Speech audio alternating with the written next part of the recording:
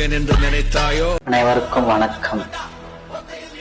ஜனநாயக படுகொலை கேள்வி கேட்க யாரும் இல்லை என்பதுதான். இனி அநியாயங்களுக்கு எதிராக சாகும் வரை என்னுடைய குரல் ஒலித்துக் கொண்டே இருக்கும். அநியாயங்களுக்கு எதிராக குரல் கொடுக்க நான் வரேன். திரும்பி போற ஐடியாவே இல்லை. இன்னையிலிருந்து இந்த ஊழல்வாதிகளை துண்டக்கானம் துணியக்கான ஓட விடுறத என்னுடைய வேலையே. காத்திருந்து பாருங்க. ஊழல்வாதிகளுக்கு ஓட்டு போட்டதெல்லாம் போதும். 50 வருஷத்துக்கு மேல அதிமுகவுக்கும் திமுகவுக்கும் ஓட்டு போட்டீங்க. இங்க என்ன மாற்றம் வந்துருச்சு?